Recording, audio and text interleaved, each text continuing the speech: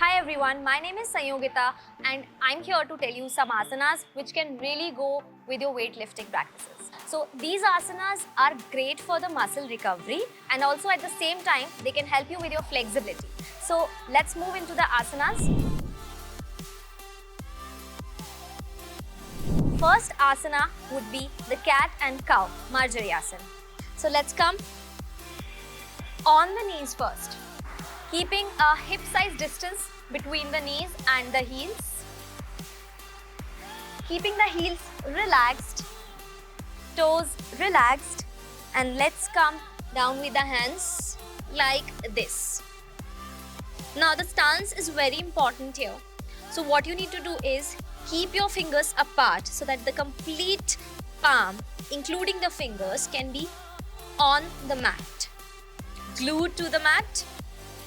Then you take the second step, which is checking your wrists and your shoulders.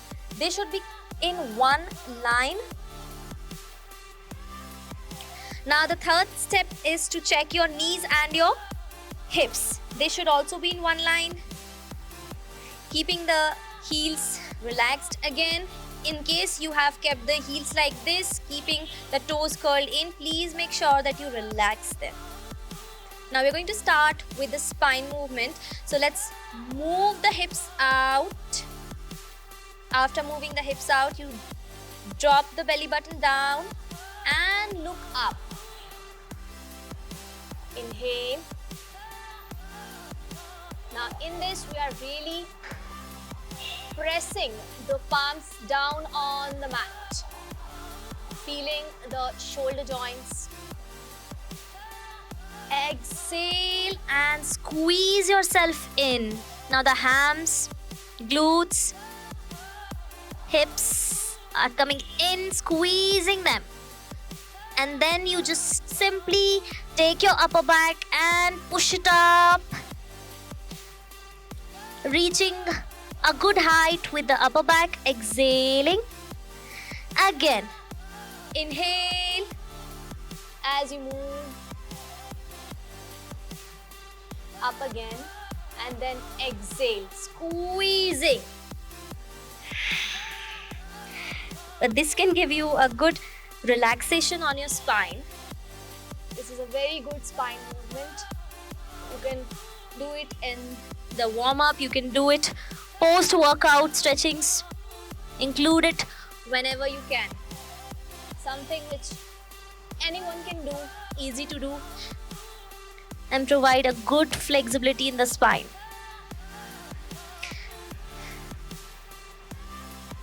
When you're doing this asana, just make sure that you're having a good neck movement as well, because we are just trying to touch the chin towards the chest when we're going in. Pushing the hips out and like really pressing the palms, pressing the chest down on the ground when we are inhaling. Think of it as making U or C shape with your body.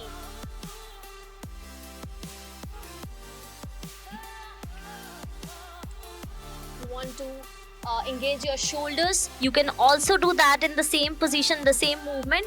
Just when you're going up and looking up at the roof, just take your shoulders a little apart, a little distance from your ears. This way you can also have a good stretch on your shoulders. My elbows are soft when we are doing this, so soften your elbows and just try to really stretching the shoulders down and coming back again. Relax into Vajrasana. Alright, let's move to the next position, which is downward facing dog. Position number 2. Let's keep the palms again down in the Asana, and let's take the toes curled in and very slowly lifting the knees up into downward facing dog.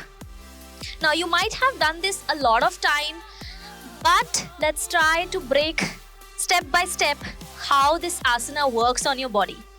So first, we just try to soften the knees, okay? Because it's not possible for everyone to keep the knees super straight and heels down. So you don't have to do that.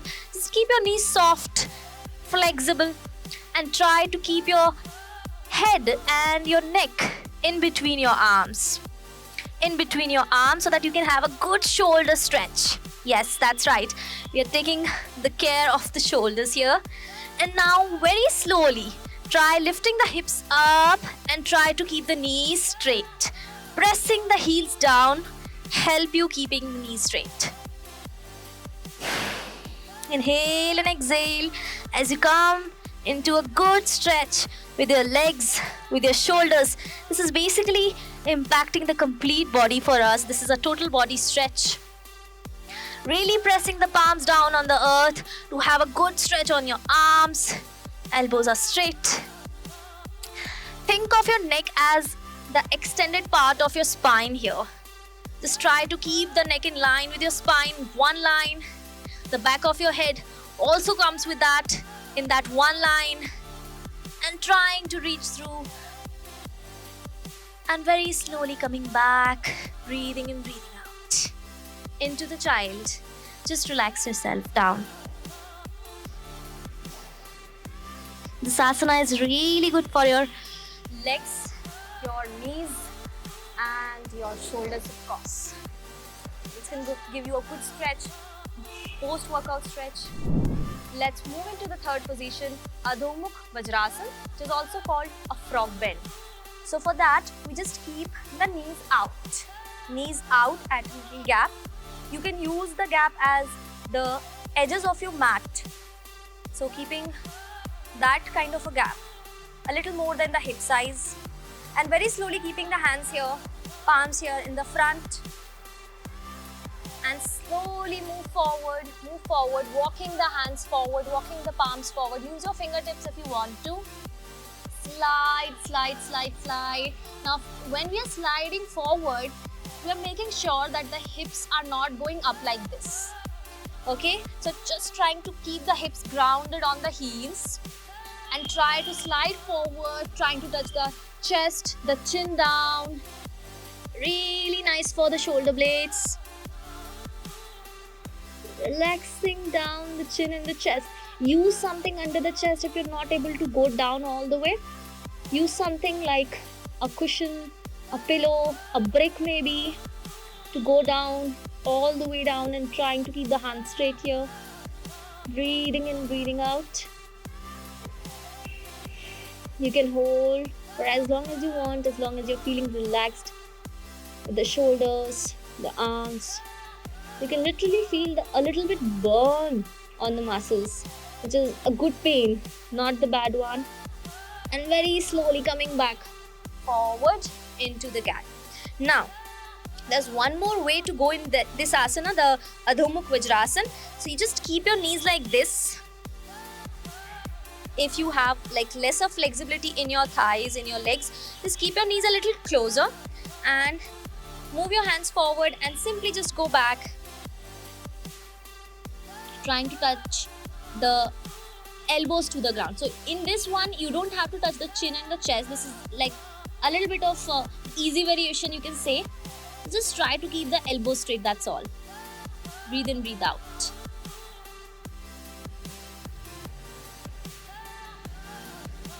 And come back.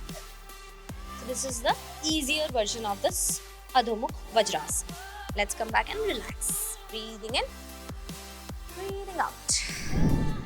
Now, we are going for the fourth pose, which is Gomukhasana, which is basically for your shoulders and your arms. So, we will be using this belt. You can use a scarf instead of the belt, or anything you can use instead of this belt. So, let's turn around for this. You don't have to. I'm turning around because you need to see the back side. So, just keeping the knees bent and coming in the Vajrasana, knees bent position. And slowly taking this belt on the back and trying to join the hands here, trying to completely join the palms here. So I'm holding my belt like this. From the right hand, I'm holding like this. From the left hand, I'm just going to hold it from the bottom. And slowly, just try to reach to both of your hands through this belt. So for some people, the flexibility is not this much. Just go like this as well. You can go like this. So you need to see what your body is allowing you, and accordingly you need to make the position. So this is Gomukhasana hands. Now, if you don't use the belt, it will look like this. You take your left hand on the back. You take your right hand on the back from the top and try to join the fingers of both the hands like this. Keeping the right elbow pointing up, left elbow pointing down. You will find your middle back stretching, like a lot of stretching happening here on the middle back, on your shoulders, on the arms. And slowly come out of the position, changing the hands. Again, trying to touch the fingers. Use the belt if you want to. Pointing both the elbows down and top. Keeping the back super straight here. And slowly come back. This can also become a movement for you. Just try to go, touch the fingers, come back. Try to go back, join the fingers, come back. Try to go back, join the fingers, come back. So you can do this as a good warm-up practice for your shoulders, or you can take the stretch option. So you can do this as a good warm-up practice before starting the lifting, or you can do this post-workout, post-strength training for a good stretch on the shoulders. Now we are going for the final pose, which is Paschimottanasana, the fifth pose for us. So let's keep the legs straight and let's keep the back straight. So this might be a little challenging for you to keep the back straight. You might want to keep the hands down like this and try to relax down your back, but we are not doing that. We are just going to lengthen the spine as much as we can here. Inhaling and exhaling. We are going for a forward fold, that is Paschimottanasana. So there are two ways to go for this. One, you can just keep your palms like here on the knees and go forward trying to touch the toes. Now, if you're going like this will be very bad. We don't want the C shape in the back. So we try to lengthen the spine as much as we can and just move forward with the same length. You can look up for this, you can hold the toes, you can hold the ankles, wherever you can reach. Know your body limits. And the target is to take the stomach towards the thighs and not to touch the toes. So we are just trying to take the stomach to the thighs instead of trying to touch the toes, reach to that goal. So just try to move forward as much as you can and touch your stomach to the thighs. And slowly come back, sliding the hands back. This is the one easier way. For some people who are easily sitting like this and they don't have any kind of discomfort in sitting straight with the back, you just go up with your hands, the traditional old method. Inhale, keeping the arms parallel to the ears, keeping the elbows straight, fingers are pointing up, toes are pointing up. Inhale, exhale, moving forward, again maintaining the length of the spine. Exhale completely. You can hold this for as long as you want and slowly come back. Inhaling and exhaling, dropping the hands down. Now this is going to impact the total body because this is a total body stretch. So it will be coming on all the way to your legs, on the back of your legs, on your spine, on your shoulders maybe. Make sure that you keep your stance clear, straight, tall and lengthy spine. Also smile on your face if you want to. Thank you so much. So this was the 5 stretchings that you can do. All the best.